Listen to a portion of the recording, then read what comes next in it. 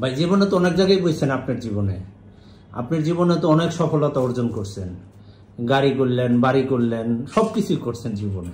কিন্তু এই যে আজকে যে একটা বসা দিচ্ছেন, এই বসাটা আসলে কতটুক আপনার ভালো লাগতেছে বসতে পেরে? না আসলে কি ভাই, আমার জীবনে অনেক কিছুই উঠছি। আর আপনারা যেহেতু আমার পরিচালক, প্যারাশুটও উড়াইছেন আপনারা আমারে। প্যারাশুটও উঠাইছি কিন্তু ভাই আচ্ছা তে বর্তমানে ঢাকা আমি আজকে 2-3 দিন ধরে বহুত বাসাত গেছি। আপনার বাসা তো প্রায় একদিনের মতন, খামার বাড়ি একদিনের মতন। তো এখন আমরা রুবেল ভাইয়ের বাসা তাইলাম। আচ্ছা, আবার পরে এই দোলনাটা দেখলাম। আচ্ছা, তো আমি ভাবছি যে এটা আমার বর মনে হলো এবার হয়তো না। আচ্ছা, তো আসলে কি এই জিনিসটা বানাইছি মানুষের লাগে, মানুষের বই একটু বিশ্রাম করার জন্য। তো বর পরে আমি বুঝলাম যে এটা আসলে মানুষের লেগে বানাইছি। অনেক ভালো লাগতেছে জিনিসটা, অনেক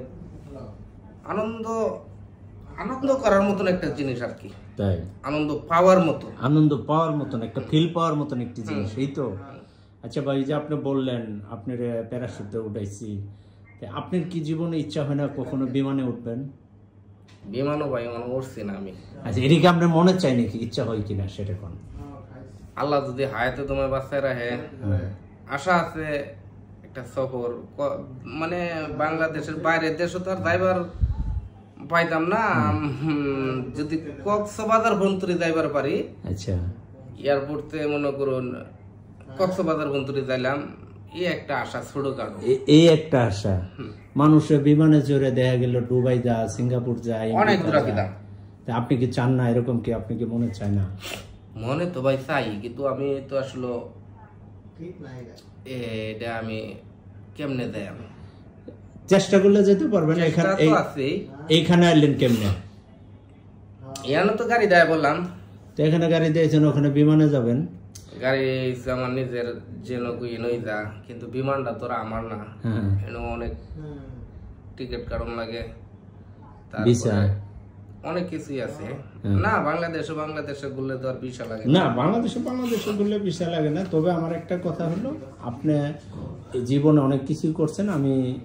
আমরা খুবই শিগগির আমরা বিমানে দেখতে চাই। যেমন আপনি চলন্ত লিফটে ভিডিও বানাইছেন, বড় বড় রেস্টুরেন্টে ভিডিও বানাইছেন, ঢাকা শহর বিভিন্ন বিল্ডিং এর কাছে কুলতে ভিডিও বানাইছেন। আমরা খুবই শিগগির, আমাদের খুবই ইচ্ছা বিমানের ভিডিওটা আমরা খুবই ইচ্ছা দেখার। এটা আমাদের মনের আশাটা পূরণ করবেন, শুধু আমার না, এবং সারা দেশবাসী আপনার এই ভিডিওটার অপেক্ষায় আছে। যাই হোক, যারা যারা আমার ফ্যান ফলোয়ার আছে, ভক্তবৃন্দ আছে, আপনারা যদি চান তাহলে আমি অবশ্যই আপনারা লেগে কি না করি করেন তো অনেক কিছু। যখন প্যারাশুটে উঠলাম তখন কিন্তু লোকজনে কইতেছে কোন বন সই দেওয়ান লাগে, কারণ হার্টের সমস্যা থাকলে এটার মধ্যে উড়ন যেত না। আর এটার মধ্যে যদি উঠেই পড়ি তাহলে নামার কোনো ভাব নাই। 10 মিনিট পরে হারাই নামাই দেবো, এর আগে যদি কারো পারুন তারপরে নামাইতো না। তাই আমি আল্লাহর রহমতে প্যারাশুটে উঠছি।